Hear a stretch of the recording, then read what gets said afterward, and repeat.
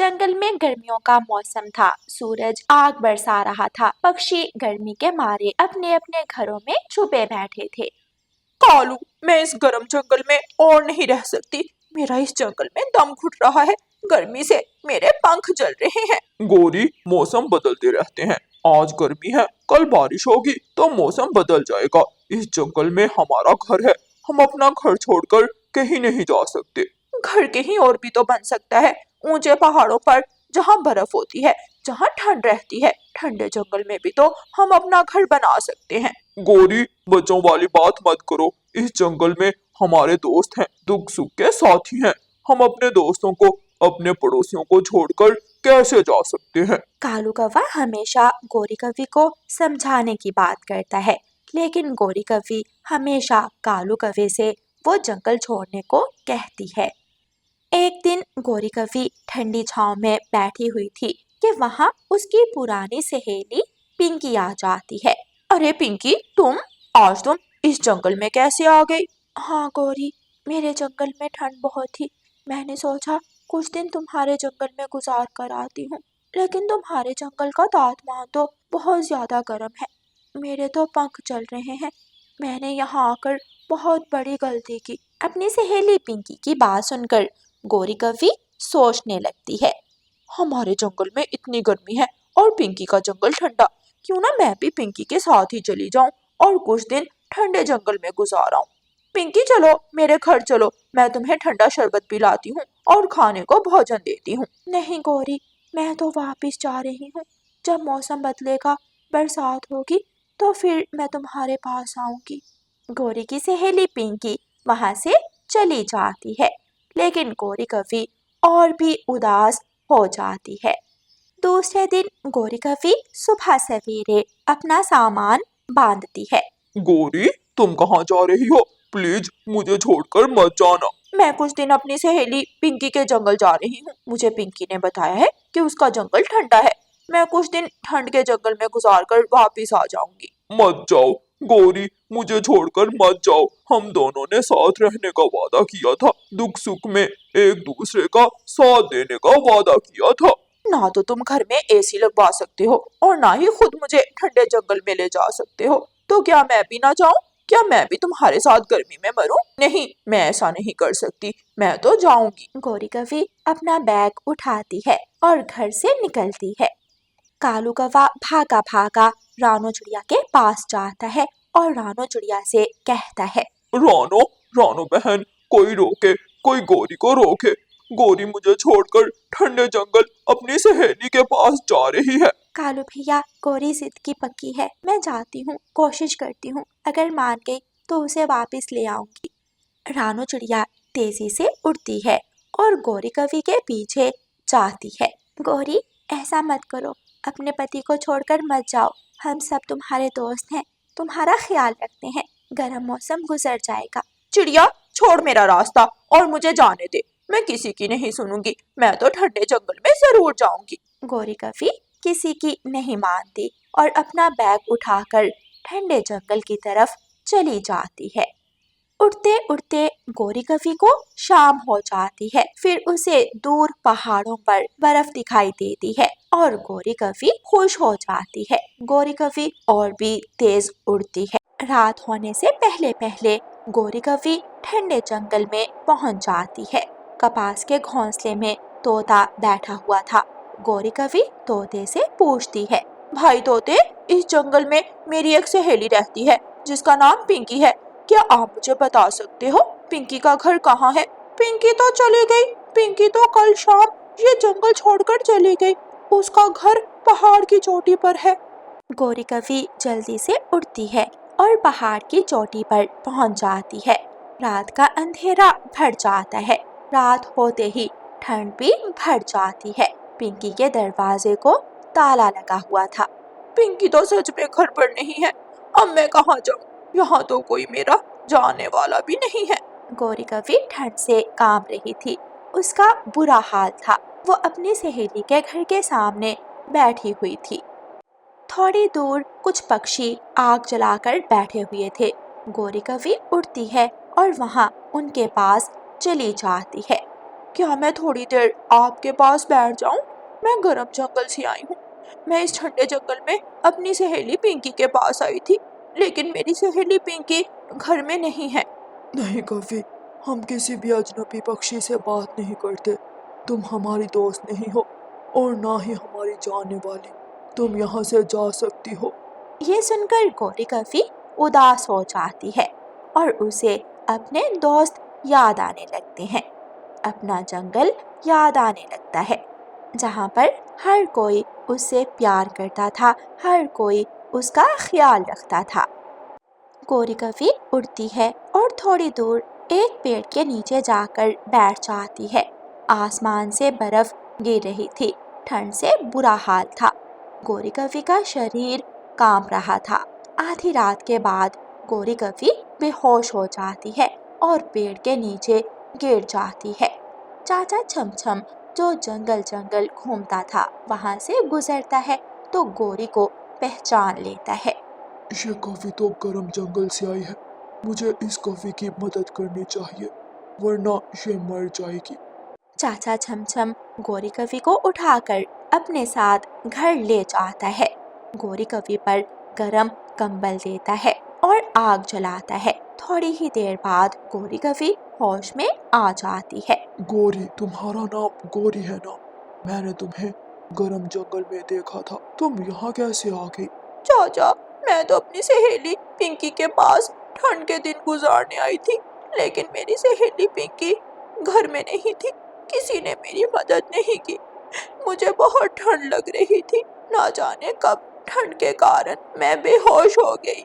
तुम यहाँ सुरक्षित हो। कल सुबह अपने जंगल वापस चली जाना। कभी अपना जंगल अपना ही होता है। इस जंगल में कोई तुम्हारी मदद नहीं करेगा। वो तो अच्छा हुआ जो मैंने तुम्हें देख लिया, वरना अब तक ना जाने क्या हो जाता। अगले दिन सुबह सवेरे ही गोरी कवि अपना सामान लेती है और अपने जंगल को वापस उड़ती है। सारा दिन उड़ने के बाद गोरी कवि शाम के वक्त अपने गर्म जंगल वापस पहुंच जाती है। आज गोरी कवि को अपने जंगल का मौसम बहुत अच्छा लग रहा था। गर्मी तो थी, लेकिन उस ठंड से कहीं अच्छी थी जिसने उसे बेहोश कर दिया था। कालू कौवा गोरी कवि को देखकर बहुत खुश होता है। गोरी, तू आ गई। बहुत अच्छा किया। मैं आज तुम्हें लेने जाने ही वाला था। कालू, मुझे माफ कर दो। तुम्हारी बात ठीक ही थी। अपना जंगल अपना ही होता है। इस जंगल में हमारे दोस्त हैं, हमारी मदद करने वाले। पराया जंगल चाहे कितना भी अच्छा क्यों ना हो, पराया ही होता है। गोरी कवि बहुत थकी हुई थी। वो रात होते ही अपने घोंसले में लेट जाती है। कालू कौवा गोरी कवि को दाना देता है। तभी आसमान पर बादल गरजते हैं और तेज बारिश शुरू हो जाती है। कौवा खिड़की खोल देता है और खिड़की से ठंडी हवा उनके घर में आने लगती है। गोरी, मौसम बदल गया। बारिश बरसने लगी। मुश्किल वक्त गुजर गया। फिर दोनों कौवा और कवि मीठी नींद सो जाते हैं और बारिश के ठंडे मौसम का आनंद लेते हैं। प्यारे दोस्तों, इस कहानी को लाइक, अपने दोस्तों के साथ शेयर और चैनल को सब्सक्राइब करना बिल्कुल मत भूलना। आपका धन्यवाद। रानो चिड़िया की ऐसी कहानियाँ सुनने के लिए YouTube सर्च बार में रानो चिड़िया की कहानी लिखें या फिर ये बटन दबाकर बोलकर कहें रानो चिड़िया की कहानी। कालू कव्वे ने अभी मकई का भुट्टा लाकर रखा ही था कि गोरी कव्वी 1 मिनट में ही तेज तेज मकई के भुट्टे से दाने उतार उतार कर खा लेती है। अरे, मकई का भुट्टा कहाँ गया? वो तो मैंने खा लिया है। किसी दिन सांस रुक जाएगी तुम्हारी। इतना बड़ा तुम्हारा मुंह नहीं है जितना खाना ठोंस लेती हो मुंह में। मुझे भूख लगी हुई थी। दिन में एक बार ही तो खाना ला कर देते हो तुम। गोरी कव्वी की बहुत बुरी आदत थी कि वो जब भी कोई खाने वाली चीज देखती वो उसे जल्दी जल्दी में खाती थी। एक दिन की बात है, तोते ने अपने घर में पक्षियों की दावत की। तोते ने सबके लिए दाल रोटी बनाई थी। रानो चिड़िया, कबूतर, बुलबुल, गोरी कव्वी और कालू कौवा सब पहुंच जाते हैं। मेरे दोस्तों, बहुत शुक्रिया, आप सब मेरे घर मेरी दावत खाने आए। तोते, पानी का मटका कहाँ है? हम अपनी अपनी चोंच धो लें। हाँ, हमें हमेशा खाना चोंच धोकर ही खाना चाहिए। पानी का मटका वो पड़ा है, आप अपनी अपनी चोंच धो लें, जब तक मैं दाल रोटी रखता हूँ। कबूतर पानी का मटका उठाने लगता है तो मटका गिरकर टूट जाता है, पानी बह जाता है। कबूतर भैया, ये क्या हुआ? सारा पानी बह गया और मटका भी टूट गया। कोई बात नहीं, मैं अभी नदी से दूसरा मटका भर लाता हूँ। मटका भरने जाने की क्या जरूरत, हम सब नदी पर जाकर ही अपनी अपनी चोंच धो आते हैं। हाँ, कव्वे की ये बात भी ठीक है, हम ऐसा ही करते हैं।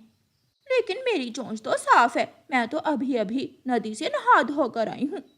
फिर सारे पक्षी नदी पर अपनी अपनी चोंच धोने चले जाते हैं और तोता दाल रोटी लाकर चिटाई पर रख देता है। दाल गरम गरम है, ठंडी हो जाए तो सब मिलकर खाते हैं। तोता दाल रोटी रखकर रसोई में चला जाता है। गौरी कव्वी के मुंह में पानी आने लगता है। गौरी कव्वी झांक कर रसोई में देखती है और आकर दाल रोटी खाने लगती है। वो तो गरम गरम दाल ही पी जाती है और सारी रोटियां खा जाती है।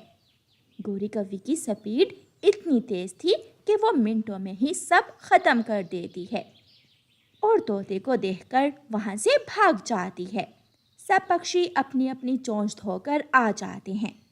तोते भैया, हम आ गए हैं, जल्दी से खाना लगा दें। खाना तो मैंने लगा दिया है। लेकिन बर्तन तो खाली हैं। तोता भागकर रसोई से वहां आता है। गौरी, गौरी कहाँ है? गोरी तो नहीं है।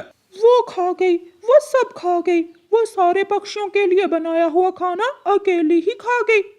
अब मैं आपको क्या दूंगा? वो लालची कौवी खाकर ही मर जाएगी।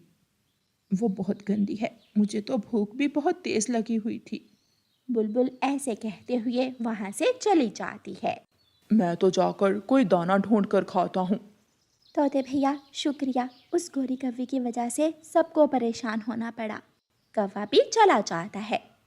सब वहां से भूखे ही चले जाते हैं।